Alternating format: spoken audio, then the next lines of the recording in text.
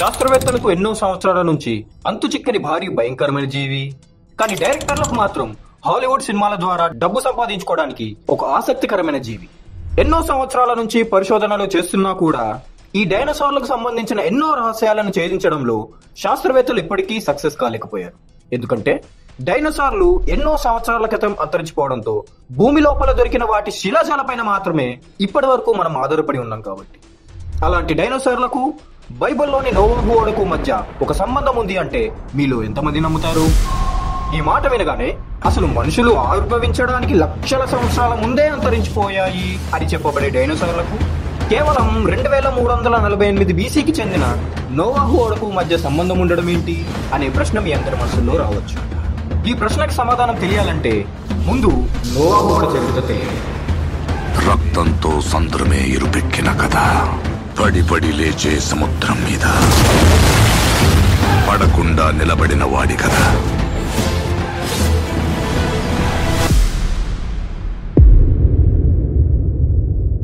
కాబట్టి బైబిల్లోని నోవాహు ఓడ చరిత్ర నిజమా అబద్ధమా? ఆ ఓడకు సంబంధించిన జలప్రలయం నిజంగానే సంభవించిందా లేదా? అసలు ఈ భూమి పైన మొదటి మనిషి ఆవిర్భవించి ఇప్పటికి ఎన్ని సంవత్సరాలు అవుతుంది? ఆ మొదటి మనిషి ఎవరు? ఒకవేళ జలప్రలయం నిజంగానే సంభవించి ఉండుంటే జలప్రలయం తర్వాత మానవ జనాభా ఈ భూమి పైన ఎలా విస్తరించింది? అసలు బైబిల్ ప్రకారం భూమి వయస్సు ఎంత? ఈ సృష్టిని దేవుడు ఎలా తయారు చేశాడు? ఇలా డైనోసార్ అంశం సరిగ్గా అర్థమవ్వాలంటే ముందుగా తెలుసుకోవాల్సిన విషయాలన్నిటిపైన, అలాంటి అంశాలన్నిటిపైన అందరికీ అర్థమయ్యేలా ముందుగానే డీటెయిల్డ్ గా శాస్త్రీయ, సైద్ధాంతిక, భౌగోళిక, పురావస్తు ఆధారాలతో వివరించడం జరిగింది. ఆ వీడియోలు కనుక మీరు చూడకుండా డైరెక్ట్ గా ఈ వీడియో చూస్తున్నట్లయితే ఈ వీడియో మీకు పూర్తిగా అర్థం కాకపోవచ్చు. కాబట్టి పైన కార్డులో ఉన్న లింక్ ద్వారా గానీ, కింద డిస్క్రిప్షన్ లో ఉన్న లింక్ ద్వారా గానీ, ఈ ఛానల్ విజిట్ చేసి గానీ ఆ వీడియోలన్నింటినీ చూసేయండి. అప్పుడే ఈ వీడియో మీకు పూర్తిగా అర్థమవుతుంది. లేదా ఈ వీడియో చూసిన తర్వాత అయినా ఆ వీడియోలను చూసేయండి. ఈ వీడియోలో మాత్రం డైరెక్ట్ గా అసలైన మ్యాటర్, డైనోసార్లకు నోవాహు ఓడకు మధ్య ఉన్న సంబంధం ఏంటి అనే అంశం గురించి మాత్రమే తెలుసుకుందాం. ఒకవేళ నిజంగా డైనోసార్లు అన్ని ఆస్ట్రాయిడ్ పడడం వల్లనే అంతరించిపోయాయి అన్నట్లయితే మరి ఇప్పటికీ డైనోసార్ల జాతికి చెందిన కొన్ని జీవులు ఎలా బతికే ఉన్నాయి? ఇప్పటికే బతికి ఉన్న ఆ డైనోసార్లు ఏంటి? డైనోసార్లు అంతరించిపోవడం గురించి మనందరం చదువుకున్న ఆస్ట్రాయిడ్ ఇంపాక్ట్ థియరీ ఎంతవరకు వాస్తవం? డైనోసార్లు అన్ని లక్షల సంవత్సరాల క్రితం అంతరించిపోయాయి, ఇన్ని లక్షల సంవత్సరాల క్రితం అంతరించిపోయాయి అని చెప్పడానికి కారణమైన రేడియో యాక్టివ్ డేటింగ్ ని మనం ఎంతవరకు నమ్మొచ్చు? వాటిలో బయటపడినవన్నీ నిజాలేనా? ఇలాంటి అన్ని రకాల ప్రశ్నలకు సమాధానాలు ఈ వీడియోలో మనం తెలుసుకుందాం. So, fasten your seat belts. Hello all, welcome to the tree of truth.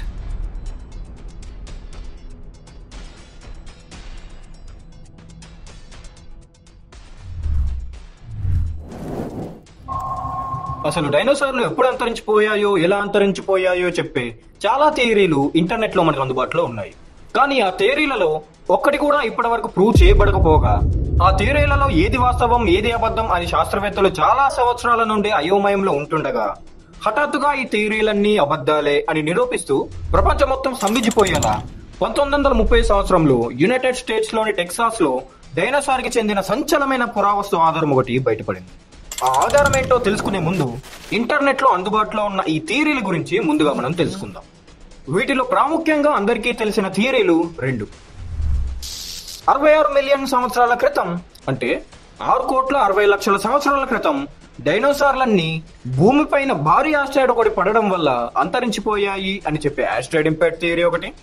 అగ్నిపర్వతం పేలడం వల్ల లావాలో కాలిపోయి అంతరించిపోయాయి అని చెప్పే వాల్కనో ఎరప్షన్ థియరీ మరొకటి.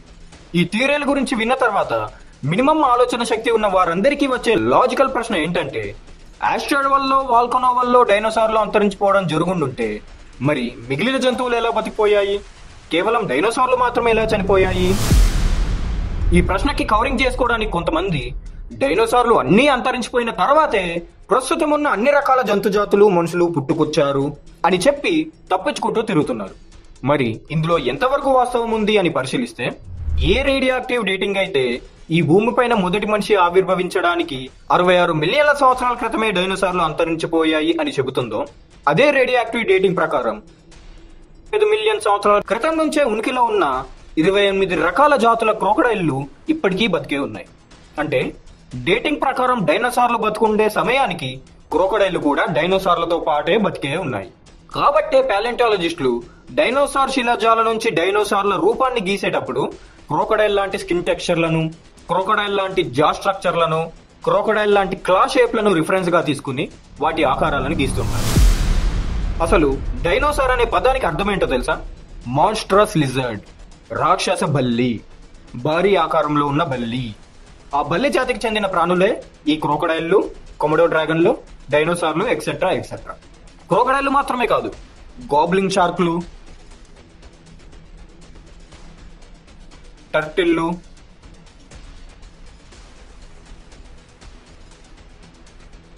స్నేక్లు,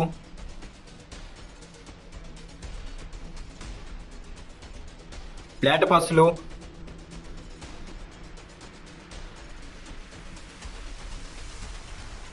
హార్షూ క్రాబ్లు,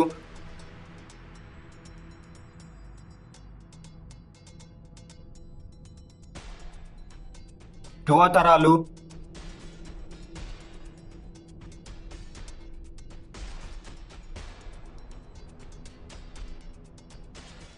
ఇవన్నీ కూడా డైనోసార్లు బతుకుండే సమయానికి డైనోసార్లతో పాటు బతికే ఉన్నాయి. డైనోసార్లు అంతరించిపోయిన తర్వాత కూడా ఇప్పటికీ బతికే ఉన్నాయి.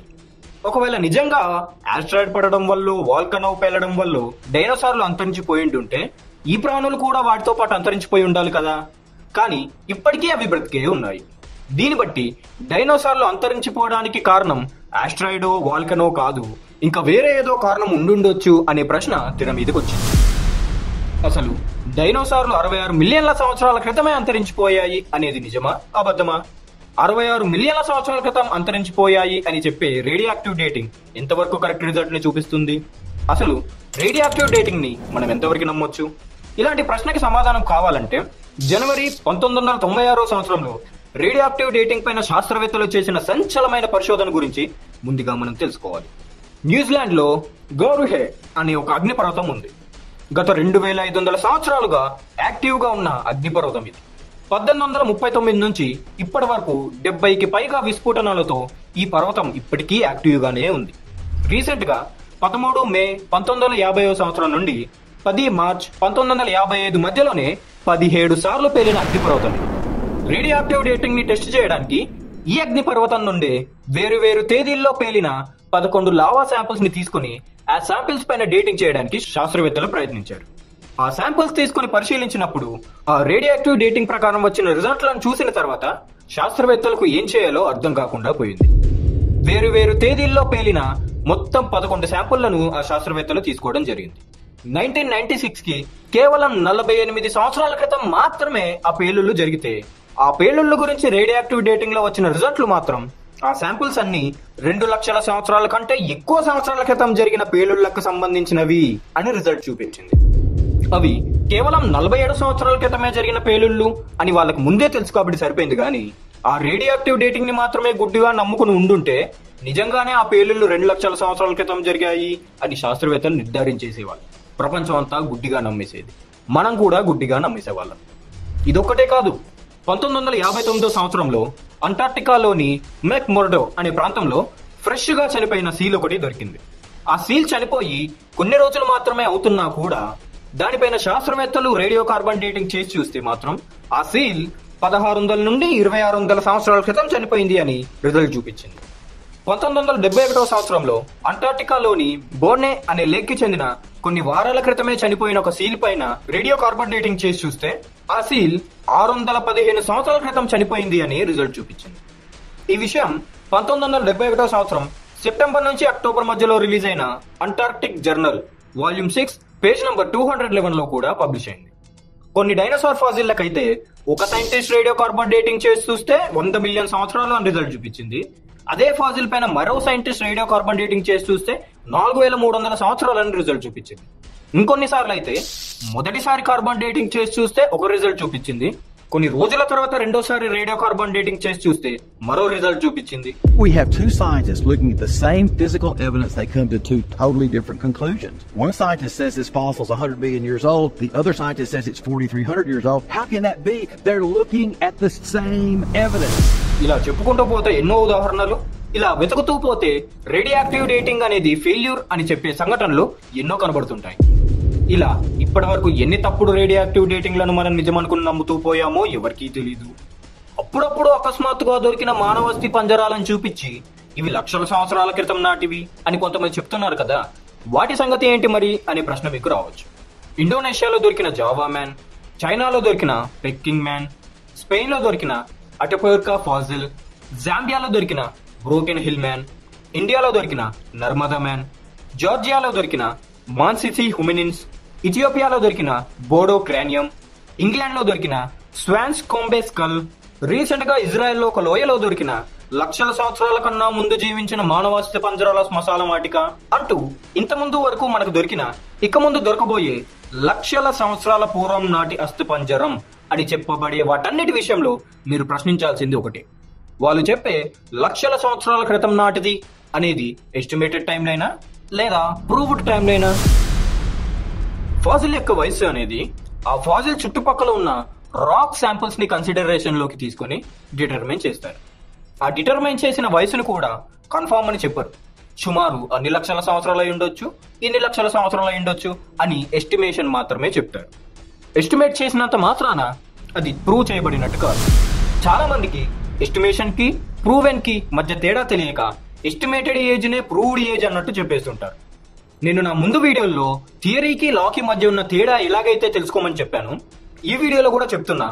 ఎస్టిమేషన్ కి ప్రూవ్డ్ కి మధ్య ఉన్న తేడా గురించి ముందుగా తెలుసుకోండి. కొంతమంది అయితే ఉక్కు పాత్రల పైన, హిందూ దేవుళ్ళ విగ్రహాల పైన డేటింగ్ చేసి చూసినప్పుడు వచ్చిన రిజల్ట్లను చూపించి మా మతం అన్ని లక్షల కోట్ల సంవత్సరాల క్రితం నుంచే ఉనికిలో ఉంది అని చెప్పుకుంటూ తిరుగుతున్నారు.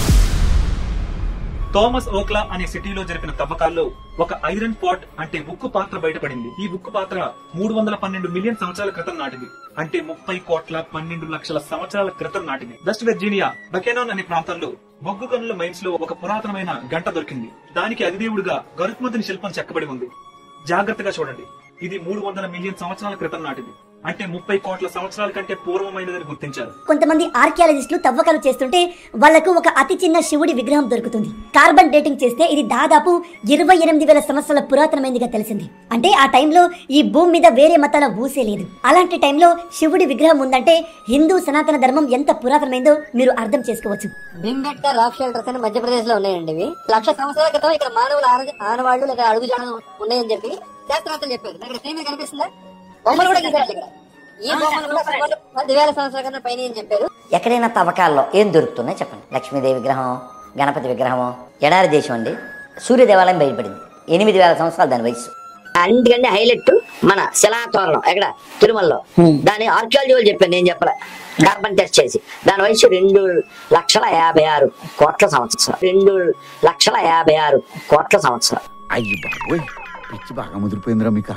పాపం వాళ్ళకి రేడియాక్టివ్ డేటింగ్ గురించి పూర్తిగా తెలియదు అనుకుంటున్నాను. ఫర్ సపోజ్ నేను ఇప్పుడు 2025 సంవత్సరంలో ఒక రాయిని తీసుకుని దాన్ని నాకు ఇష్టం వచ్చిన ఒక వ్యక్తి రూపంలోకి చెక్కానే అనుకోండి. 100 సంవత్సరాల తర్వాత నేను చెక్కిన ఆ విగ్రహం పైన శాస్త్రవేత్తలు ఎవరైనా డేటింగ్ చేసి చూస్తే దాన్ని నేను 2025 సంవత్సరంలో చెక్కినప్పటికీ డేటింగ్ లో మాత్రం ఆ విగ్రహం మిలియన్ల బిలియన్ల సంవత్సరాల క్రితం నాటిది అని రిజల్ట్ చూపెడతారు. ఎందుకంటే రేడియాక్టివ్ డేటింగ్ అనేది ఆ విగ్రహం ఏ రాయి నుంచి అయితే చెక్కబడిందో ఆ రాయి యొక్క భౌగోళిక మూలం యొక్క జియోలాజికల్ ఒరిజిన్ యొక్క కాలాన్ని రిజల్ట్ గా చూపెడుతుంది. అంతేగాని ఆ రాయిని రీసెంట్ గా నేను ఎప్పుడు చెక్కాను, రీసెంట్ గా నేను ఎప్పుడు ముట్టుకున్నాను, రీసెంట్ గా నేను ఎప్పుడు గోకాను అనే విషయాన్ని చూపెట్టదు. ఆ రేడియాక్టివ్ డేటింగ్ ప్రకారం ఆ విగ్రహం మిలియన్ల బిలియన్ల సంవత్సరాల క్రితం నాటిది అని రిజల్ట్ వచ్చింది కాబట్టి నేను మిలియన్ల సంవత్సరాల క్రితం నుంచే బతికి ఉన్నా, ఆ మిలియన్ల సంవత్సరాల క్రితం బతికి ఉండి ఆ విగ్రహాన్ని చెక్కాను. ఆ చెక్కబడ్డ రూపానికి చెందిన ఆ క్యారెక్టర్ ఏదైతే ఉందో ఆ క్యారెక్టర్ మిలియన్ సంవత్సరాల క్రితం ఉనికిలో ఉండి భూమిపైన సంతరించాడు కాబట్టే అతని రూపంలో విగ్రహం ఉంది అని నేను చెప్తే ఎంత కామెడీగా ఉంటుందో, అదే విధంగా కొంతమంది సనాతన ధర్మం అని చెప్పుకునే మతానికి చెందిన వాళ్ళు హిందూ దేవుళ్ళ విగ్రహాల డేటింగ్ రిజల్ట్లను చూపించి ఆ విగ్రహం మిలియన్ సంవత్సరాల క్రితం చెక్కబడింది, మిలియన్ సంవత్సరాల క్రితం నుంచే మా మతం ఉనికిలో ఉంది, ఆ విగ్రహంలో ఉన్న రూపానికి చెందిన ఆ క్యారెక్టర్ ఏదైతే ఉందో ఆ క్యారెక్టర్ మిలియన్ సంవత్సరాల క్రితం ఉనికిలో ఉండి భూమిపైన సంచరించాడు అని చెప్పినా కూడా అంతే కామెడీగా ఉంటుంది. ఇంత చెప్పినా కూడా సగం సగం ఇన్ఫర్మేషన్ తో కొంతమంది లేదు మా మతం మిలియన్ సంవత్సరాల క్రితం నుంచే ఉనికిలో ఉంది, మాది సనాతన ధర్మం అని చెప్పుకుంటూ తిరుగుతూ ఉంటారు. చూడండి, నిజానికి దీనికి హిందూ మతము కాదు దీని పేరు హిందూ మతము కానే కాదు, సనాతన ధర్మము.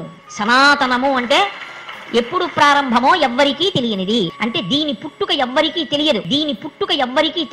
అసలు హిందూ మతం అనే మాట ఇవాళ వచ్చింది. మొదటి నుంచి ఉన్నది సనాతన ధర్మం. అసలు అన్ని ధర్మాల కంటే సనాతన ధర్మం హిందూ ధర్మమే ముందు నుంచి ఉంది అని చెప్తా ఉంటారు స్వామి. ఇది రైటేనా? ఈ ప్రపంచంలో అత్యంత ప్రాచీనమైనటువంటి జీవన విధానం ఏంటి అంటే సనాతన ధర్మంలో ఒకటే. సనాతనము అనంటే పుట్టుక ఎప్పుడో తెలియనది, ఎప్పటి నుంచో ఉన్న ధర్మము మనది సనాతన ధర్మము. సనాతన ధర్మం అనే పేరుకే అర్థం తెలుసుకుంటే దీన్ని ఎవరు పరిమార్చలేరని స్పష్టమవుతుంది. సనాతనం అంటే శాశ్వతం అని అర్థం. హిందూ మతం ఎవరు పుట్టినప్పటి నుంచి ప్రారంభమైంది, ఎవరితోని ఎండ్ అవుతుంది అని చెప్పనికే మనకు లేదు. నేను 10 జన్మలెత్తినా చెప్పకపోవచ్చు, నేను 10 జన్మలెత్తిన హిందూ మతం గురించి చెప్పలేను. అది ఒక తాన స్టార్ట్ అయ్యి ఒక తాన ఎండ్ అయింది కాదు. చిరపురాతన నిత్య నూతన ఇది సనాతన అంటే ఓల్డెస్ట్ అండ్ ఎవర్ న్యూ. అదే ధర్మం, అదే సనాతన ధర్మం. సనాతన ధర్మం అంటే ఎటర్నల్ ధర్మ, అంటే ప్రాచీనం అని వస్తుంది, ఎప్పటి నుంచి ఉన్నది అని వస్తుంది. సో ఎప్పటి నుంచో ఉన్నది కనుక సనాతన ధర్మం.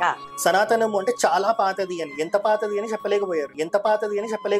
కాబట్టి దీనికి సనాతనము అని పెట్టారు. సనాతన ధర్మము అనే పేరులోనే ఉంది. ఈ ధర్మం అనేది ఎప్పటి నుంచి ఉంది అంటే ఇది సృష్టి ఆరంభమైన నాటి నుండి ఉంది.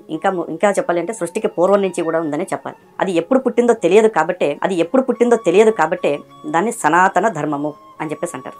నా సనాతన ధర్మం, నా హిందూ ధర్మం ఏళ్ల నాటిది, ఎప్పుడు పుట్టిందో కూడా తెలియనిది. ఈ భూమి మీద ఎప్పుడైతే జీవం పుట్టుక మొదలైందో అప్పుడే సనాతన ధర్మం ఏర్పడింది.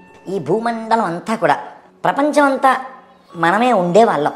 మనం హిందువులుగా పిలువబడుతున్నాం, కానీ మనం సనాతనవాదులం. ప్రపంచ పురాతన మతం ఏది అని కొట్టండి, whether in English or Telugu. Answer ఏమొస్తుంది తెలుసా మీకు? తెలియదు, ఎప్పుడు చెక్ చేయలేదు కదా. హిందూ ధర్మం, హిందూ మతమే ప్రపంచంలో అతి పురాతన మతం. ఈ భూమండలం అంతా కూడా మనమే ఉండేవాళ్ళం. అచ్చా చూడండి,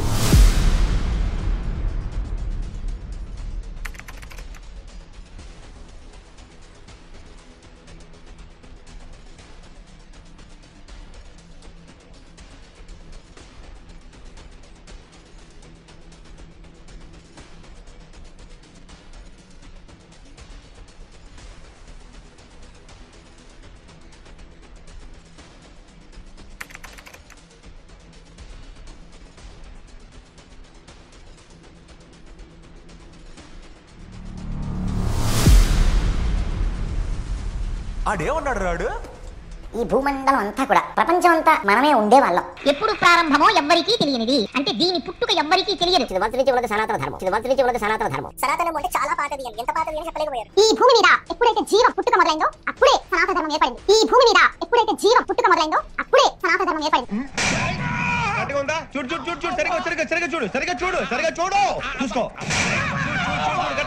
చూసుకో సరిపోయిందా? నేను వస్తానండి. ఏ రిలాక్స్ గానీ ఆడేమన్నాడు రాడు? ఈ ప్రపంచంలో అత్యంత ప్రాచీనమైనటువంటి జీవన విధానం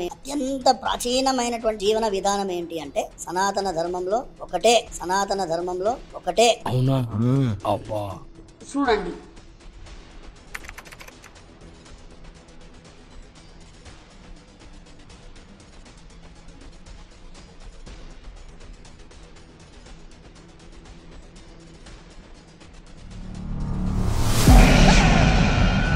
ఇప్పుడు ఎక్కడ కొట్టాలరా నిన్ను? ఆ మతానికి చెందిన గ్రంథాలన్నిట్లో ఓల్డెస్ట్ రిటర్న్ స్క్రిప్చర్ అని వాళ్ళు చెప్పుకునే ఋగ్వేద ఏదైతే ఉందో అది కేవలం 1500 సంవత్సరాల బీసీ నాటికి చెందిన గ్రంథమే. ఆ గ్రంథాలు రాయబడ్డ సాంస్క్రిట్ భాష కేవలం 1500 సంవత్సరాల బీసీ నాటి భాష. నేను చెక్ చేసినప్పుడు గూగుల్లో అతి పురాతనమైనది బుక్ గురించి వెతికినప్పుడు వేదాస్ అని చెప్పి వచ్చింది.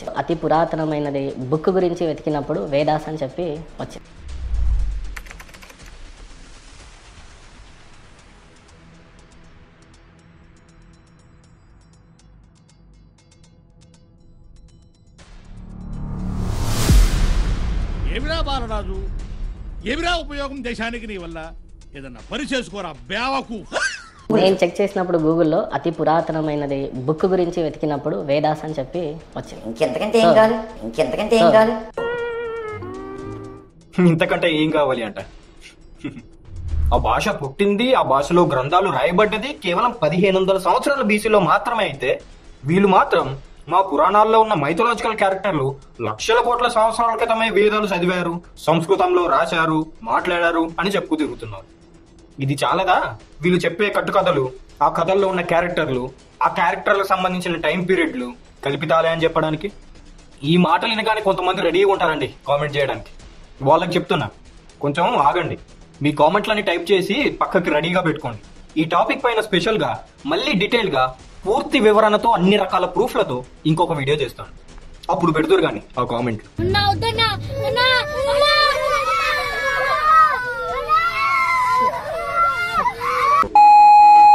ఇక మళ్ళీ మెయిన్ టాపిక్ లోకి వస్తే, డైనోసార్లు అంతరించిపోయింది లక్షల కోట్ల సంవత్సరాల క్రితం అని చెప్పే ఈ రేడియాక్టివ్ డేటింగ్ తప్పు అని నిరూపణ అవ్వడమే కాకుండా ఈ వాదనకి మరింత ఆధారం జోడిస్తూ ఎన్నడూ లేని విధంగా టీరెక్స్ అనే డైనోసార్ యొక్క టిష్యూ సెల్స్ అకస్మాత్తుగా దొరికి డైనోసార్లు అంతరించిపోయింది లక్షల కోట్ల సంవత్సరాల క్రితం కాదు, రీసెంట్ గానే అనే వాదనకు తెరతీసింది.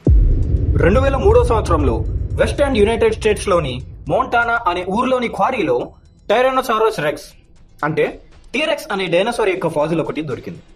రేడియాక్టివ్ డేటింగ్ ప్రకారం అయితే ఆ ఫాజిల్ 68 మిలియన్ సంవత్సరాల క్రితం నాటిది అని రిజల్ట్ రావడంతో ఆ ఫాజిల్ కి MOR 1125 అనే పేరు పెట్టబడడం జరిగింది. దొరికినప్పుడైతే ఎప్పుడూ దొరికే డైనోసార్ ఫాజిల్స్ లాగా ఇది కూడా ఒక మామూలు ఫాజిల్ మాత్రమే అయి ఉంటుందిలే అని అప్పుడు వారు అనుకున్నారు. కానీ 2004 సంవత్సరం జనవరిలో మేరీ స్క్వెట్జర్ అనే శాస్త్రవేత్త మరియు తన ల్యాబ్ టెక్నీషియన్ అయిన జెనిఫర్ విట్మేయర్ ఈ ఇద్దరు ఆ టీరెక్స్ యొక్క తొడ ఎముకను మైక్రోస్కోప్ లో ఎగ్జామిన్ చేసి చూసినప్పుడు అందులో వాళ్ళకి సాఫ్ట్ టిష్యూ దొరికింది. ఆ టిష్యూ బ్లడ్ వెజల్స్ తో చుట్టబడి ఉన్న ఎలాస్టిన్, ఆక్సిజన్ ని క్యారీ చేస్తూ హిమోగ్లోబిన్ ని కూడా కలిగి ఉంది. ఆ టిష్యూని చూసి శాస్త్రవేత్తలు ఎంత ఆశ్చర్యానికి గురయ్యారో మీరే చూడండి. That's what we're actually seeing is those cells still in this, let me repeat, unknown specimen, but dinosaur bone from the Hell Creek Formation in Glendive, Montana. Correct. Wow. Correct. Look, that's literally the cell. Cell. Fibers not deteriorated, not turned to dust yet. Cell. Correct. Sliced last week, 7 days old. Oh, look at that. Yeah, right in the air. If you like, we can look for some collagen. There's collagen in the specimen. We got a major problem for the evolutionary worldview of dinosaurs died 65 million years ago. Collagen in here shuts that. It's like game over. End. Nuclear bomb. ఆ టిష్యూని analyse చేస్తే చనిపోయే సమయానికి ఆ dinosaur యొక్క వయసు 18 సంవత్సరాలు అని తేలింది. ఒకవేళ డైనోసార్లు నిజంగానే లక్షల సంవత్సరాల క్రితమే అంతరించిపోయిండుంటే డైనోసార్ టిష్యూ అనేది ఇన్ని సంవత్సరాల వరకు డీకే కాకుండా ఉండుండేది కాదు, ఉండడం అసంభవం కూడా.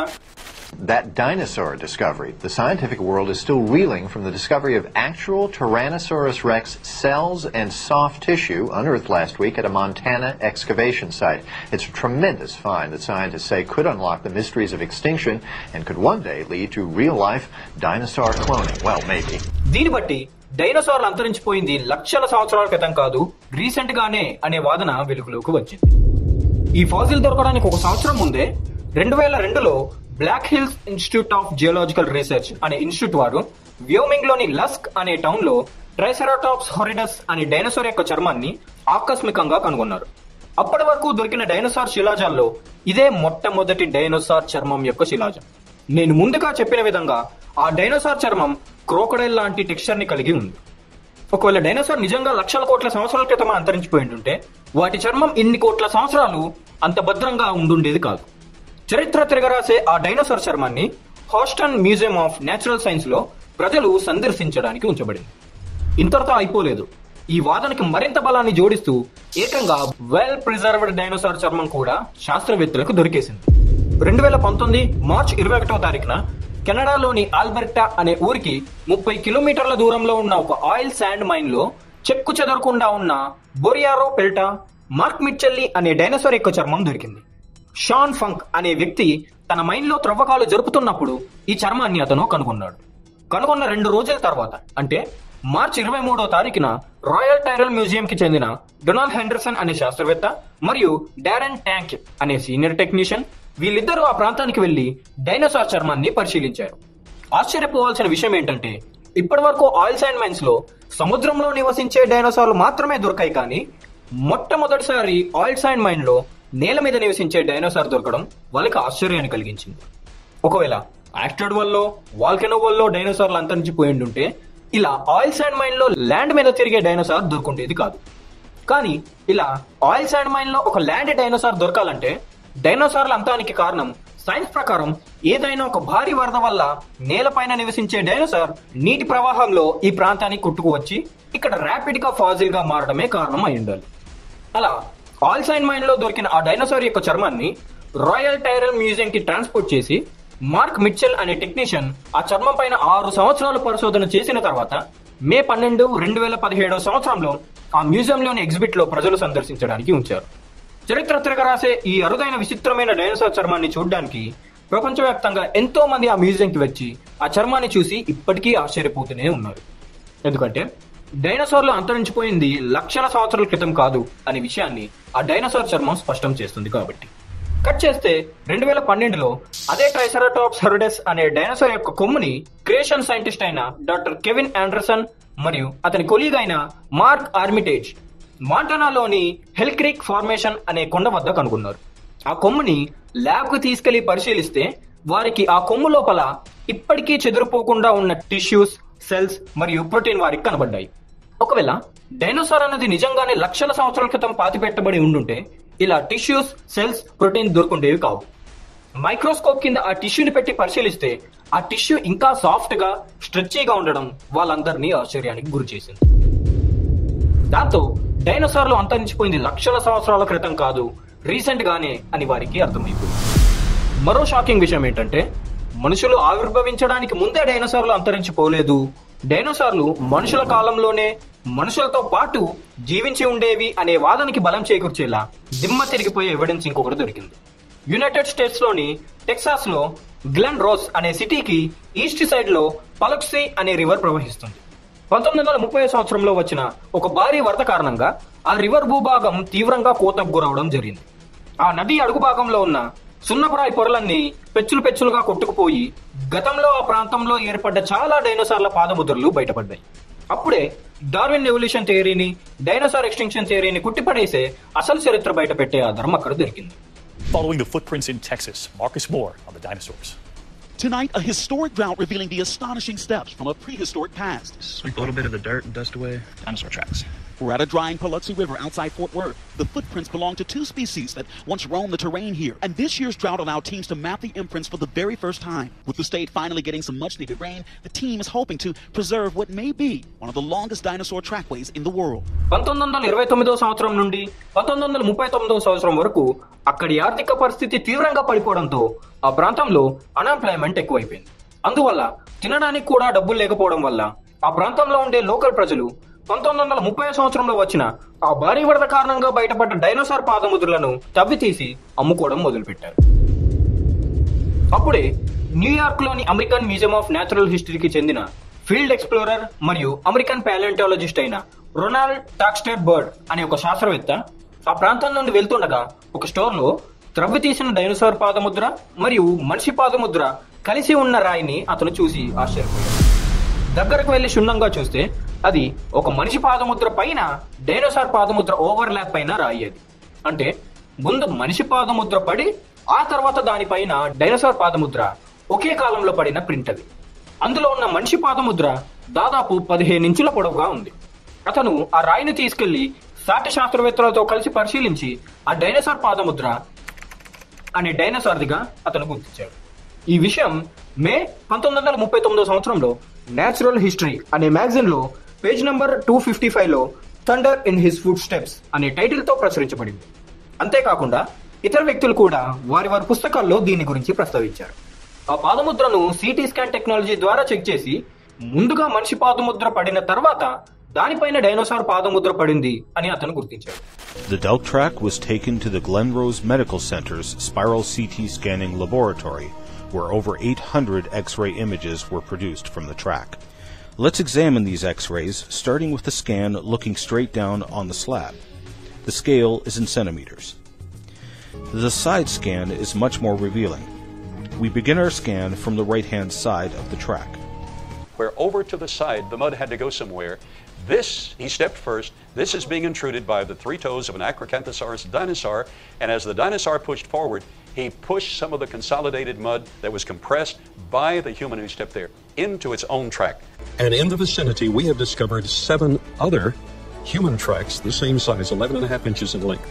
You see the great toe, second, third, fourth little toe, metatarsal arch, medial instep section of the longitudinal arch, the heel, this. But it's intruded by an Acrocanthosaurus dinosaur track, and it is forward motion, push some of the consolidated mud, the compressed mud, push some of it back up into the human track. ఇది ఒకటే కాదు, వేరు వేరు ప్రాంతాల్లో ఇలాంటి మనిషి పాదముద్రతో కలిసి ఉన్న ఎన్నో డైనోసార్ పాదముద్రలు చాలా కాలం నమోదవుతూ వచ్చాయి. అంటే డైనోసార్లు మనుషులు ఒకానొక కాలంలో కలిసి ఉనికిలో ఉన్నారు అని ఈ పాదముద్రలు వెల్లడిస్తున్నాయి, నిరూపిస్తున్నాయి. ఇలా చెప్పుకుంటూ పోతే ఎన్నో ఆధారాలు. సమయం సరిపోదు అని డీటెయిల్ గా పూర్తి చరిత్ర చెప్పట్లేదు, కానీ చెప్పాలి అనుకుంటే ఈ యొక్క వీడియో సరిపోదు. ఈ ఎవిడెన్స్ అన్నిటి బట్టి డైనోసార్లు అంతరించిపోయింది లక్షల కోట్ల సంవత్సరాల క్రితం కాదు, రీసెంట్ గానే అని ఖచ్చితంగా తేలిపోయింది. మరి డైనోసార్లు నిజంగా ఎలా అంతరించిపోయాయో తెలియాలంటే మనకు దొరుకుతున్న డైనోసార్ శిలాజాలు ఎలా ఫార్మ్ అవుతాయో, ఎలా ఫార్మ్ అయ్యాయో ఆ ప్రాసెస్ తెలుసుకోవాలి. ఫాసిల్ అనేది ఫార్మ్ అవ్వాలంటే సడన్ గా ఏదైనా పెద్ద వరద వచ్చేసి ఆ వరద వల్ల భారీ అలలు బురదను జంతువుల మీదకి తరలించడం జరిగి దాని ద్వారా ఆ జంతువు ర్యాపిడ్ గా మట్టిలో పూడ్చివేయబడితే శరీరం కుళ్ళిపోవడానికి గాని ఇతర జంతువులు ఆ శవాన్ని పీక్కు తినడానికి గాని ఛాన్స్ ఉండదు. కాబట్టి అప్పుడు ఆ జంతువు యొక్క కళేబరం మట్టిలో శిలాజంలా ఫాజిల్లా ఏర్పడుతుంది. అలా భారీ వరద రావడం జరిగినప్పుడే నేను ముందుగా చెప్పిన విధంగా చర్మం కూడా ఫాజిల్లా మారడానికి ఛాన్స్ ఉంటుంది. ఒకవేళ అగ్నిపర్వతం వల్ల, ఆస్ట్రాయిడ్ పడడం వల్ల ఫాజిల్ ఫార్మ్ అయితే శరీరంలోని మాంసం, చర్మం కూడా పూర్తిగా కాలిపోయి ఎముకలు మాత్రమే దొరుకుతాయి. అంతేగాని ముందుగా చెప్పిన విధంగా చర్మం, టిష్యూసెస్ దొరికే ఛాన్స్ మాత్రం అస్సలు ఉండదు. సరిగ్గా ఆలోచిస్తే ఆ అగ్నిపర్వతం నుంచి వచ్చిన లావా వేడి వల్ల గాని, ఆస్ట్రాయిడ్ పడడం వల్ల కలిగే విస్ఫోటనం యొక్క వేడి వల్ల గాని ఎముకలు సైతం పూర్తిగా కాలిపోయి బూడిదగా మారే ఛాన్సెస్ కూడా చాలానే ఉన్నాయి. మరి మనుషులు, డైనోసార్లు ఒకానొక కాలంలో ఒకే సమయంలో భూమిపైన ఉనికిలో ఉండగా డైనోసార్ జాతులు మాత్రమే అంతరించిపోయి ఇతర జంతువులు మరియు మనుషులు బతికిపోవడానికి కారణమైన ఆ భారీ వరద ఏమై ఉంటుంది అని ఫ్లడ్ ప్యాలెంటాలజిస్టులు చరిత్రను పరిశీలిస్తే వారికి ఫలానా భారీ వరదే కారణం అని అర్థమైంది. ఆ వరదనే నేను ముందు వీడియోలలో అన్ని రకాల ఆధారాలతో డీటెయిల్డ్ గా శాస్త్రీయ, సైద్ధాంతిక, భౌగోళిక పురావస్తు ఆధారాలతో వివరించిన నోవాహు సమయంలో వచ్చిన ది గ్రేట్ గ్లోబల్ ఫ్లడ్. ఈ నోవాహు ఓడా మరియు ఆ భారీ గ్లోబల్ ఫ్లడ్ కి సంబంధించిన వీడియో లింక్ ని పైన కార్డ్ లో పెట్టాను, కింద డిస్క్రిప్షన్ లో పెట్టాను, ఛానల్లో కూడా కనబడుతుంది. విజిట్ చేసి ఆ వీడియోని కూడా చూసేయండి. బైబిల్లోని ఆదికాండం 7వ అధ్యాయం 2వ వచనంలో చూస్తే దేవుడు నోవాహుతో 7 జతల పవిత్రమైన జంతువులను, 1 జత అపవిత్రమైన జంతువులను ఓడలో ఉంచుకోమని ఆజ్ఞాపించినట్టు మనం చూడొచ్చు. మరి ఆ జంతువులన్నిటినీ నోవాహు ఎలా సేకరించాడు అని బైబిల్లో వెతికితే ఆదికాండం 6వ అధ్యాయం 19, 20వ వచనాలలో చూస్తే మనకు ఆన్సర్ కనబడుతుంది. ప్రతి జాతిలోని మగది మరియు ఆడది పేరుగా, అంటే పవిత్ర జంతువులు 7 పేర్లు, పవిత్రం కాని జంతువులు 1 పేరు చొప్పున నోవాహు దగ్గరికి వస్తాయి అని దేవుడు నోవాహుతో చెప్పినట్టు మనం చూడొచ్చు. అంటే నోవాహు స్పెసిఫిక్ గా జంతువులన్నిటినీ వేటాడి పట్టుకుని బంధించి ఓడలోకి ఎక్కించాల్సిన పని లేదు. వాటంతటా అవే దేవుని ఆజ్ఞ ప్రకారం స్వయంగా వచ్చి ఓడలోకి ఎక్కుతాయి. ఆదికాండం 7వ అధ్యాయం 2వ వచనంలో రాయబడ్డ పవిత్రమైన జంతువులకు, అపవిత్రమైన జంతువులకు మధ్య ఉన్న తేడా ఏంటో మనం లేవియకాండం 11వ అధ్యాయం 2 నుంచి 8వ వచనాలలో చూడొచ్చు. ఏ జంతువులైతే డిక్కలు కలిగి ఉండి నెమరు వేస్తూ ఉంటాయో అవి పవిత్రమైన జంతువులు. ఎగ్జాంపుల్ కి చెప్పాలంటే ఆవు, గేదె, జింక, దుప్పి, మేక, గొర్రె, జిరాఫీ ఇలాంటివి. ఏ జంతువులైతే డెక్కలు లేకుండా నెమరు వేయకుండా ఉంటాయో అవి అపవిత్రమైన జంతువులు. ఒకవేళ డెక్కలు కలిగి నెమరు వేయకపోయినా, నెమరు వేస్తూ ఉండి డెక్కలు లేకపోయినా అపవిత్రమైన జంతువుల జాబితాలోకే వస్తాయి. ఎగ్జాంపుల్ కి చెప్పాలంటే పంది, కుక్క, పిల్లి, ఎలుక, కుందేలు, గుర్రం, గాడిద, ఒంటె, జీబ్రా, నక్క, తోడేలు, చిరుత, సింహం, పులి, ఏనుగు ఇలాంటివి. దీన్ని బట్టి చూస్తే మనకు తెలిసిన డైనోసార్లలో డెక్కలు లేని జాతులే ఎక్కువ కాబట్టి చాలా వరకు ఖచ్చితంగా అపవిత్రమైన జంతువుల జాబితాలోకే వస్తాయి. మరి డెక్కలు కలిగిన డైనోసార్లలో ఎన్ని నెమరు వేయగలుగుతాయో ఇప్పటి వరకు ఎవరికీ తెలియదు. మరి ఈ అపవిత్రమైన జంతువులైన డైనోసార్లలో దేవుడు ఎన్ని రకాల జాతులను కాపాడాలి అనుకుని ఉండుంటాడు, ఎన్ని రకాల జాతులను ఓడలోకి ఎక్కించుండుంటాడు అని ఆలోచించే ముందు అసలు ఈ భారీ జలప్రలయాన్ని దేవుడు ఎందుకు కలిగించాలి అనుకున్నాడు అనేది ఒకసారి గుర్తు చేసుకోవాలి. త్రవ్వకాల్లో బయటపడ్డ నోవాహు ఓడా అనే వీడియోలో ఆల్రెడీ నేను ఈ అంశం గురించి చెప్పేశాను. భూమిపైన దుష్టులు పెరిగిపోవడం చూసి కోపం వచ్చిన దేవుడు ఈ భూమి మీద నుండి మనుషులందరినీ తుడిచివేసి మళ్ళీ మొదటి నుండి ఫ్రెష్ గా భూమిపైన మనుషుల జీవనాన్ని రీస్టార్ట్ చేయాలి అనుకున్నాడు. కాబట్టి ఆ భారీ ప్రళయాన్ని కలిగించాడు. ఆ జలప్రలయం వల్ల మానవ జాతి అంతరించిపోకుండా ఉండడానికి నోవాహును మరియు అతని కుటుంబాన్ని ఎన్నుకుని ఓడ నిర్మించమని ఆయన ఆజ్ఞాపించాడు. మరి మనుషులతో పాటు సాటి జీవులైన జంతువులు, పక్షులు, పురుగులు కూడా సహజీవనం చేయాలి. కాబట్టి జంతువులను కూడా ఓడలోకి తీసుకెళ్లాలని నిర్ణయించుకున్నాడు. మరి మొదటి నుండి ఫ్రెష్ గా భూమిపైన జీవనాన్ని రీస్టార్ట్ చేయాలి అనుకున్నాడు. కాబట్టి ఎలాగైతే దుష్టులైన మనుషులను భూమి మీద నుండి తుడిచివేయాలి అనుకున్నాడు, అలాగే డైనోసార్లలో అతి క్రూరమైన, అతి భయంకరమైన, భారీ ఆకారం కలిగిన చాలా డైనోసార్లను కూడా ఖచ్చితంగా తుడిచివేయాలని అనుకుని ఓడలోకి ఎక్కించి ఉండుండడు. ఎందుకంటే మనుషులతో సహజీవనం చేయలేని జీవులను భూమిపై నుండి తుడిచివేయడానికి ఈ జలప్రలయ సమయమే సరైన సమయం. మరి పులులు, సింహాలు క్రూరమైనవి కావా? అవి మనుషులతో సహజీవనం చేయగలవా? వాటిని ఎందుకు తుడిచివేయాలి అనుకోలేదు అనే ప్రశ్న మీకు రావచ్చు. పులులు, సింహాలు క్రూరమైనవే అయినా కూడా మనుషులు తలుచుకుంటే వాటిని అదుపులో పెట్టగలడు, జూలో పెట్టి కూడా సంరక్షించగలడు. కానీ డైనోసార్ల వంటి భారీ అతి క్రూరమైన జీవులను ఎంతవరకు అదుపులో పెట్టగలడు, ఎంతవరకు సహజీవనం చేయగలడు అంటే మాత్రం ఛాన్సెస్ 0% అనే చెప్పుకోవాలి. జురాసిక్ పార్క్ మరియు జురాసిక్ వరల్డ్ అనే ఈ సినిమాలలో ఈ సిచ్యువేషన్ నే డైరెక్టర్లు విడమర్చి క్షుణ్ణంగా చూపించారు. కాబట్టి అతి క్రూరమైన వాటిని, భారీ ఆకారం కలిగిన వాటిని ఓడలోకి ఎక్కించలేదు అనే మనం అర్థం చేసుకోవచ్చు. అలా ఎక్కించకపోవడం వల్ల అంతరించిపోయిన జీవులనే మనం డైనోసార్ అనే పేరుతో పిలుస్తున్నాం. ఒకవేళ పులులు, సింహాలను కూడా ఎక్కించకపోయి ఉంటే అవి కూడా అంతరించిపోయిన జాబితాలోకే వచ్చుండేవి. డైనోసార్లు దొరికినట్టు శిలాజాలుగా దొరికిండేవి. అప్పుడు వాటిని కూడా మనం డైనోసార్ అనే పదంతోనో వేరే ఇంకేదైనా పదంతోనో సంబంధించి ఉండేవాళ్ళం. మరి క్రూరమైనవి కాకుండా ఆకారంలో అంత భారీగా లేకుండా ఉన్న డైనోసార్లను ఎక్కించాడా అని అడిగితే ఎక్కించాడు అనే చెప్పొచ్చు.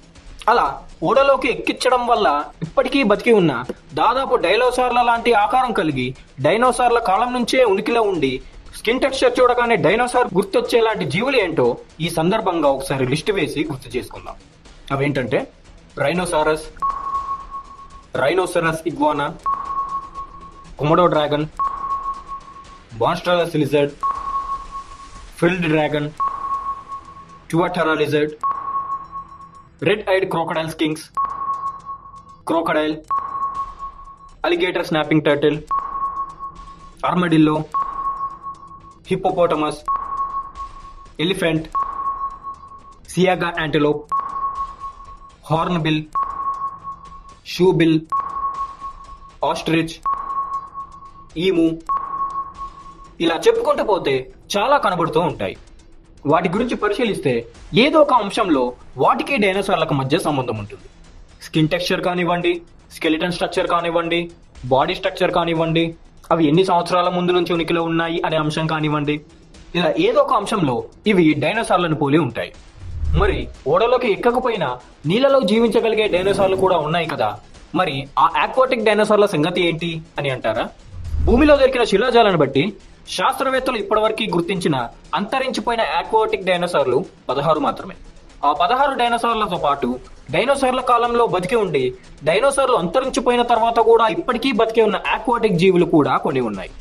అవే స్టర్జియాన్స్, కోయిల్కాన్స్, crocodiles, నాటిల్యూసెస్, lampreys, alligator గార్స్, horseshoe crabs, ఇలా ఎన్నో.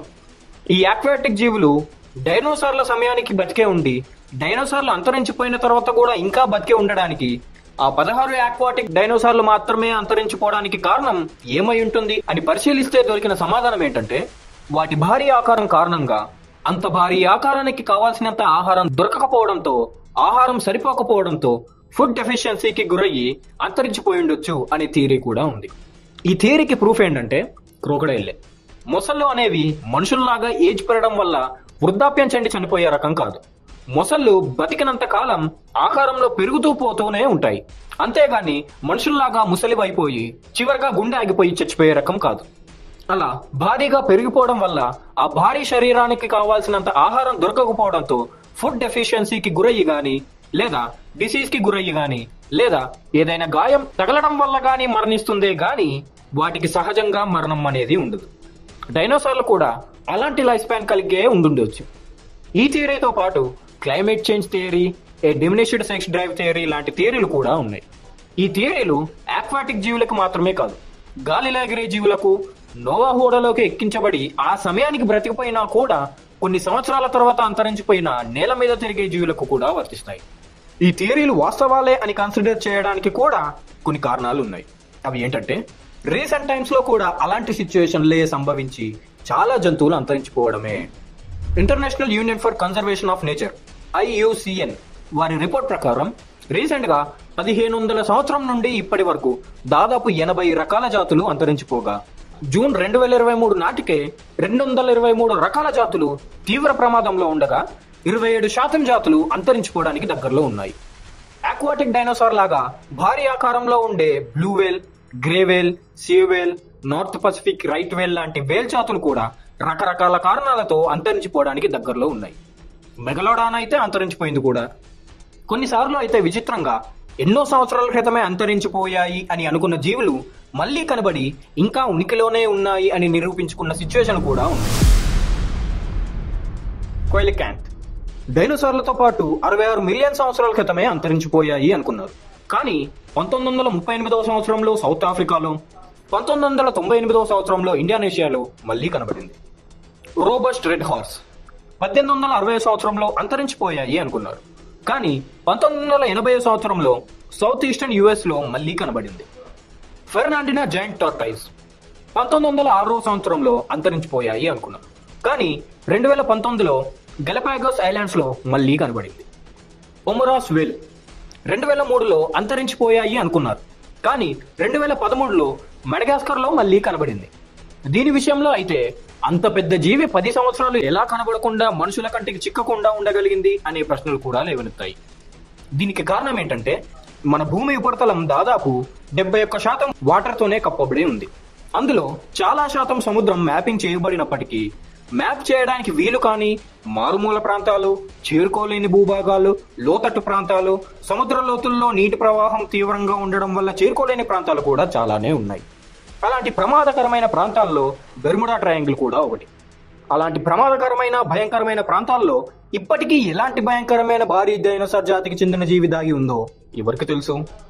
మనం అంతరించిపోయాయి అని భావిస్తున్న ఆక్వాటిక్ డైనోసార్లు కూడా సముద్ర లోతుల్లో ఎక్కడో ఒక చోట ఇంకా ఉనికిలో ఉన్నా మనం ఆశ్చర్యపోనక్కర్లేదు.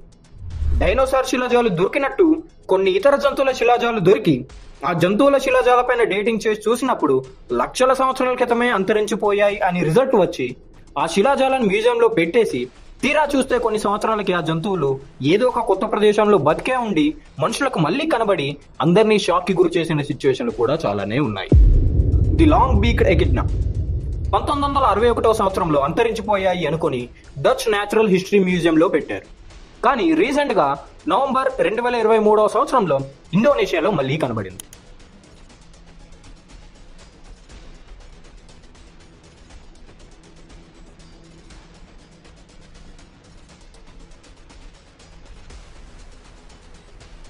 టాస్మానియన్ టైగర్ 1936వ సంవత్సరంలో అంతరించిపోయాయి అనుకుని నేచురల్ మ్యూజియం ఆఫ్ ఆస్ట్రేలియాలో పెట్టారు. కానీ రీసెంట్ గా 2022లో మళ్లీ కనబడింది.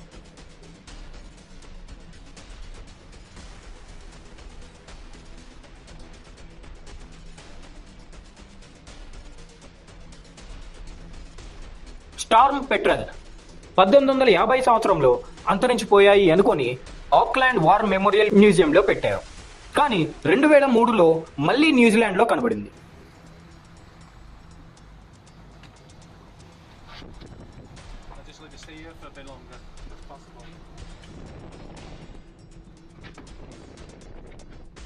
టెర్రర్ స్కింక్ 1870వ సంవత్సరంలో అంతరించిపోయాయి అనుకుని French natural museum of natural హిస్టరీలో పెట్టారు.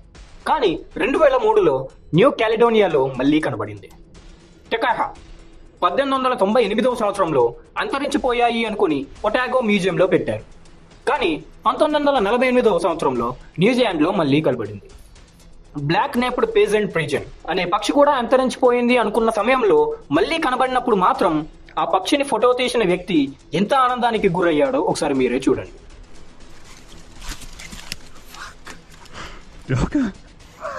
Doka. What is this? It's Owl. The photos too. We say nothing. Get it! Oh man, this is the What the fuck? ఇలా చెప్పుకుంటూ పోతూ ఉంటే ఎన్నో ఉన్నాయి. ఇలా అంతరించిపోయాయి అనుకున్న తర్వాత కొన్ని సంవత్సరాలకి మళ్ళీ కనబడి అంతరించిపోలేదు అని నిరూపించుకున్న జాతులను లాజరస్ టక్సా అని పిలుస్తారు. అసలు డైనోసార్ శిలాజాలను రిఫరెన్స్ గా తీసుకుని భయంకరంగా క్రూరంగా రూపమూహించుకొని గీసుకున్న ఆకారాలన్నీ చాలా వరకు తప్పుడు ఆకారాలే. నేను ఈ మాట అనడం వెనుకున్న కారణాలు ఏంటి? మనం ఊహించుకుంటున్న డైనోసార్ల రూపం ఎలా తప్పు అవుతుంది? డైనోసార్ల అసలు రూపం ఎలా ఉంటుంది? ఇలాంటి ప్రశ్నలకు సమాధానాలు మరో వీడియోలో డీటెయిల్డ్ గా అన్ని రకాల ప్రూఫ్లతో మాట్లాడుకుందాం. ప్రస్తుతానికైతే డైనోసార్ సంబంధించిన విషయాలు మాత్రం ఇవే. మరి డైనోసార్ల విషయం పక్కన పెట్టిన మిగిలిన మామూలు జంతు జాతులు అన్ని ఒక్క నోవాహు ఓడలో ఎలా పడతాయి అనే ప్రశ్న మీకు రావచ్చు. అసలు ఈ ప్రపంచంలో ఎన్ని రకాల జీవజాతులు ఉన్నాయి? ఓడలోకి ఎన్ని రకాల జాతులు ఎక్కాయి? ఆ ఓడ సైజ్ ఏంటి? డైమెన్షన్ ఏంటి? ఆ ఓడ స్టోరేజ్ కెపాసిటీ ఏంటి? ఆ ఓడలో భూమి మీద ఉన్న అన్ని జంతు జీవులు పట్టగలవా? ఇలాంటి ప్రశ్నలు అడిగితే ఆ ఓడ సైజ్, డైమెన్షన్, స్టోరేజ్ కెపాసిటీ తెలిసిన వాళ్ళు ఖచ్చితంగా పడతాయి అనే చెప్తారు. ఈ టాపిక్ గురించి నెక్స్ట్ వీడియోలో డీటెయిల్ గా మాట్లాడుకుందాం. ప్రస్తుతానికైతే వీడియో లెంత్ పెరిగిపోవడం వల్ల ఇక్కడితో ఆపేస్తున్నాను. దీనికి కంటిన్యూషన్ వీడియో కూడా ఈ వీడియో తర్వాత అప్లోడ్ చేయబడింది. ఎండ్ స్క్రీన్ లో ఉంటుంది, డిస్క్రిప్షన్ లో కూడా పెట్టబడింది. ఆ వీడియో కూడా చూసిన తర్వాతే ఒక ఫైనల్ కంక్లూజన్ కి రండి.